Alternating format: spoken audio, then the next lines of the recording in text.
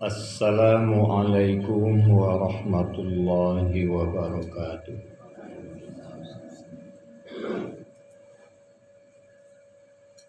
Alhamdulillahi rabbil alamin. Wa bihi nasta'inu ala umuri dunya waddin. Ashhadu an la ilaha illallah wahdahu la syarika lah. Wa ashhadu anna Muhammadan abduhu wa rasuluh la nabiyya ba'dah. Allahumma salli wa sallim ala Muhammad wa ala alihi wa sahbihi ajma'in.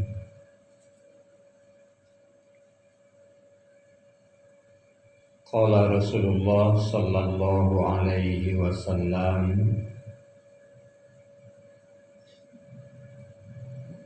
ala akhbirukum bi ahlin nar.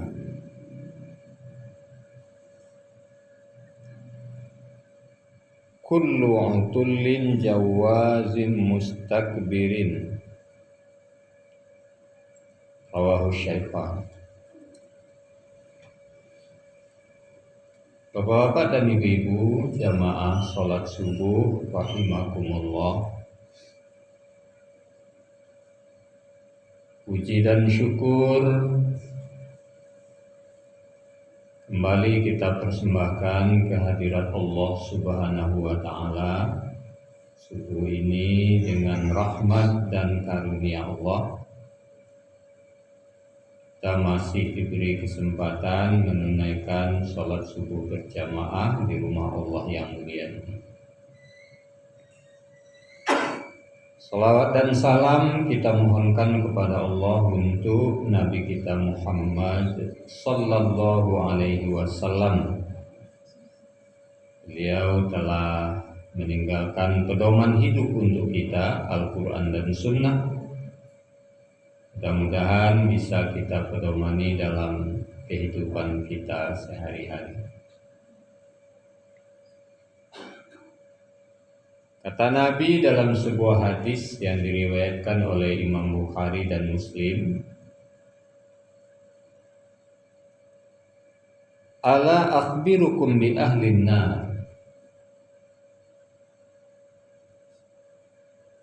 Maukah kutunjukkan kepadamu tentang orang-orang yang akan menjadi penduduk neraka. Kemudian Nabi menjawab, kullu utullin jawazin mustakbirin. Orang yang akan menjadi penduduk neraka itu adalah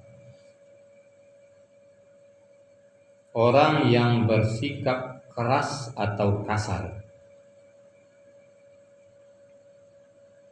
Orang yang berjalan dengan membanggakan diri dan bersikap sombong. Ini kata Nabi, ahlin nar, penduduk neraka.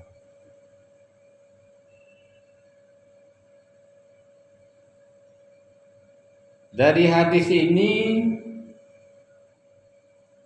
memang kita sangat perlu untuk berhati-hati agar tidak kasar dalam berbicara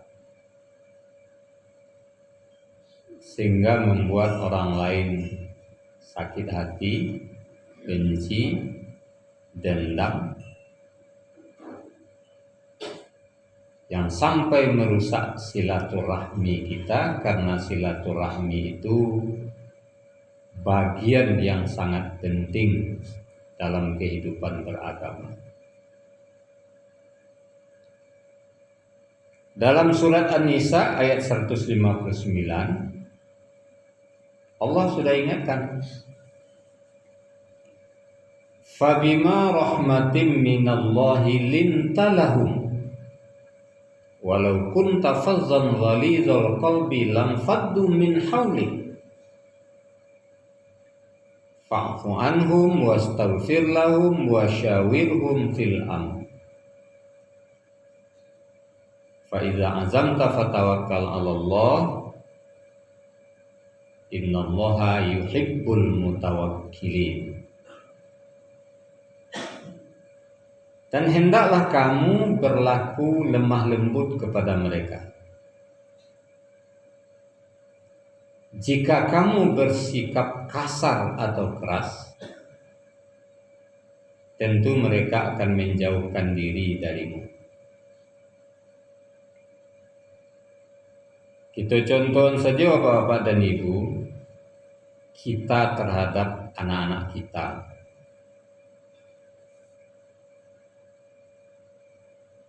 Kalau kita sering bersikap kasar, marah, partinya menjauh dari awak. Kadang-kadang nampak awaknya melak, awak ingin mengecek, jadinya tidak pernah nyagi kesempatan, awak akan mengeceknya pai. Karena dia takut. Pola kali kasai le dapat, kali marah le dapat. Sehingga kita punya peluang yang sedikit untuk membina, mengajar, mendidiknya. Jadi mungkin tidak zamannya lah Bapak dan Ibu terhadap siapa saja kita bersikap kasar, keras. Apalagi terhadap anak-anak. Kalau dulu memang Bapak dan Ibu, ambo saja sengkek ketek merasai. Terutama namanya ngikut ibadah. Kami dulu kalau beribadah ko lalai merasai kena tangan. Jangan meninggal ibadah sedang sembahyang bagali. Beliau jadi imam di mungko, awak di belakang. Latar kabir beliau, awak bagali. Sedang sembahyang. Talampau bagali ko rawah sebari. Beliau rutin sembahyang. Beliau lampang ke sadonya. Begitu dulu.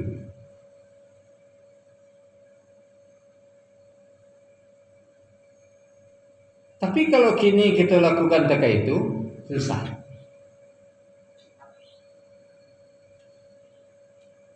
Anak melapu, orang tua melapu anak, nyokadun dia anak Komnas HAM.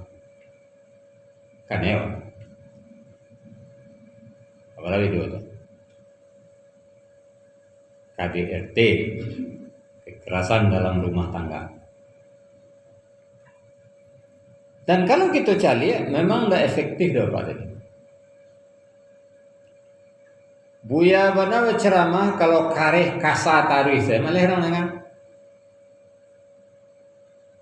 jauh ya tuh, itu mengantai-ngantai awak ya. Ini nanti boleh.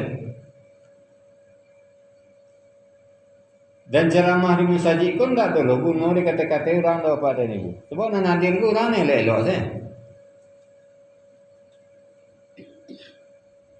Nampak tu di kata-kata itu ni tak kong saji. Anak marasai dan besok kong saji. Nah, makanya ingin ada Allah dengan siapa saja berlaku lemah lembut.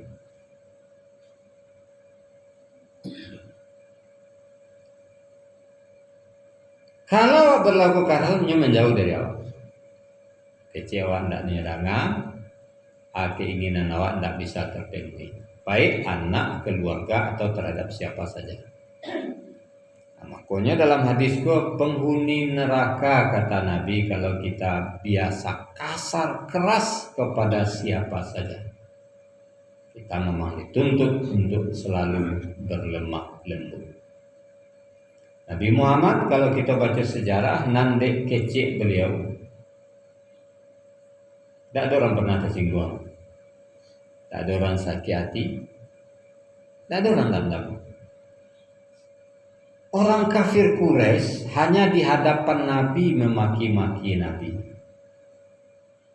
Tapi di belakang Nabi ya cerita, yo payah lo mencari kesalahan Muhammad ulah. Lah itu awak kayaknya elok itu di belakang Nabi. Kalau dimungkul Nabi, ya ada marah macam-macam. Nah, ini pertama. Kemudian penghuni neraka itu kata Nabi orang yang berjalan di permukaan bumi dengan membanggakan diri. Kenapa? Tidak ada satupun yang bisa dibanggakan. Awak jadi pemimpin, tidak ada pemimpin besar di dunia ini. Pemimpin terbesar itu Nabi Muhammad. Nama angkanya Allah. Nama kepemimpinannya Imamul Anbiya wal Mursalin. Pemimpin seluruh nabi, pemimpin seluruh rasul. Mulai dari Nabi Adam sampai kiamat, Muhammad pemimpinnya, walaupun Muhammad itu rasul terakhir.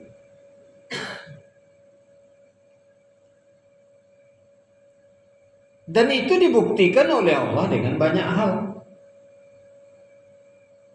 Di antaranya, tidak ada seorang pun rasul mulai dari Nabi Adam sampai Nabi Isa nanti yang bisa memberi syafaat kepada umatnya, tidak ada. Tapi Muhammad bisa. Nangka menolong di akhirat, menolong umatnya isu Adam sampai Isa tidak ada loh. Tiba umatnya bisu tolonglah kami wahai Rasul abden diri seorang. Kalau kecian dulu. Tapi khusus Nabi Muhammad dia beri kesempatan dari Allah memberi syafaat kepada umatnya, terutama yang mengikuti ajarannya yang sering bersolawat kepadanya. Makanya disuruh bersolawat, rajin bersolawat. Tidak hanya sekedar disuruh, Allah saja, malaikat saja bersolawat kepada Nabi. Innallaha wa malaikatahu yusalluna 'alan nabi. Sesungguhnya Allah dan para malaikat itu bersolawat kepada Nabi. Ya ayyuhalladzina amanu sallu alaihi wa sallimu taslima. Makanya hai orang beriman bersalam enggak? Siapa rajin bersolawat nanti dapat syafaat. Tidak ada rasul lain yang bisa memberi syafaat. Itu tandanya Muhammad itu pemimpin rasul. Kemudian beliau itu rasul terakhir. Tapi umat itu yang pertama dulu masuk surga umat Muhammad. Rasul yang pertama masuk surga Muhammad. Padahal beliau diutus terakhir. Jadi dia lebih kambang surga dan neraka itu bisa apa ibu? Siapa pertama masuk? Muhammad. Setelah itu siapa lagi? Ya rasul-rasul yang lain dan 24. Tambah nabi-nabi. Setelah itu siapa lagi? Umat Muhammad yang soleh, yang taat. Setelah itu baru umat rasul yang lain yang soleh dan taat. Yang tak soleh, yang tak taat itu tinggal satunya tinggal malau bisa masuk neraka. Nah, ini istimewa luar biasa Muhammad. Kenapa? Karena memang beliau Imamul Anbiya wal Mursalin, pemimpin seluruh nabi, pemimpin seluruh rasul. Anak itu pangkat orang yang tinggi dari awak lu lima tinggi pangkat le laku lah sombong.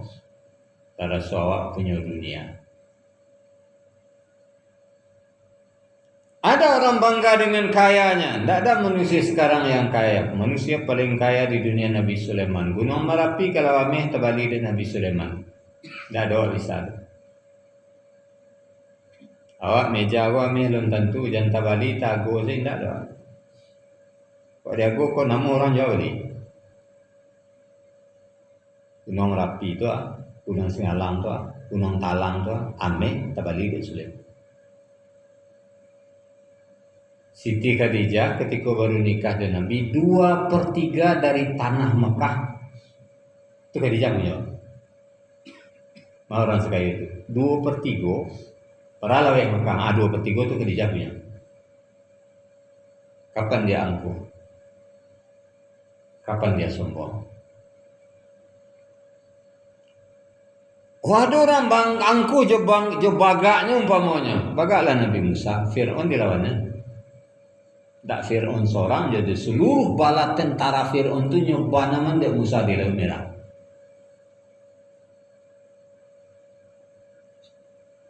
Gagah, manusia paling gagah Muhammad nomor 2, Yusuf nomor 3 tak boleh.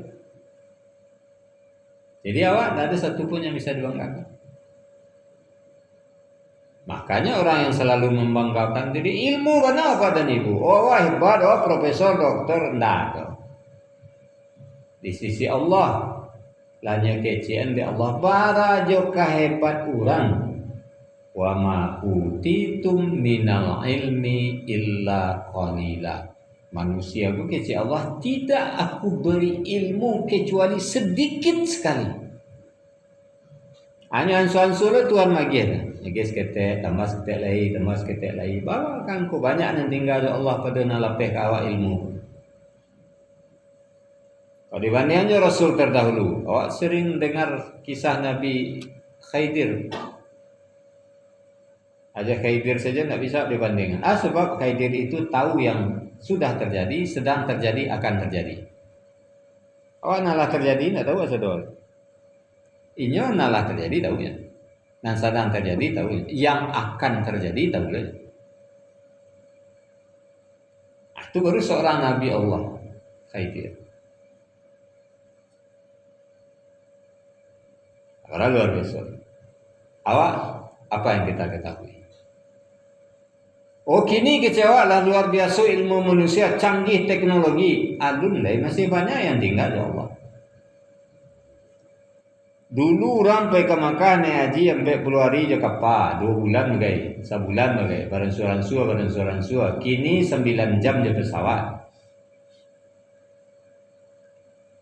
Cukup banyak kau ilmunya dia Allah tidak. Pada suatu saat kalau lama je dunia kau tak kambang. Kan lagi manusia ku ilmu di Allah pesawat nan bisa 2 jam ke Makkah. Bisa sejam ke Makkah. Yang lagi deh tuan ilmu kau tadi. Tambah dia tadi.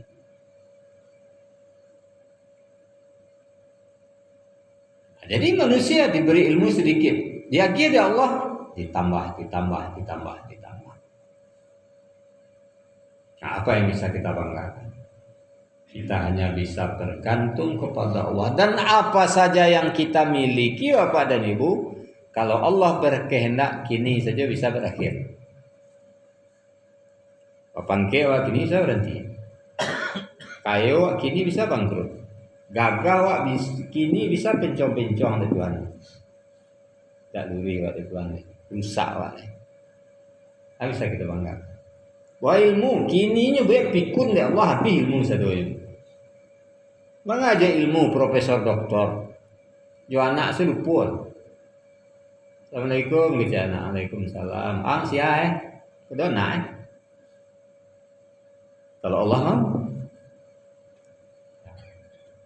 Jadi ada bisa kita banggakan. Tak. Jadi makanya membanggakan diri, sombong dalam hidup. Ini penghuni neraka.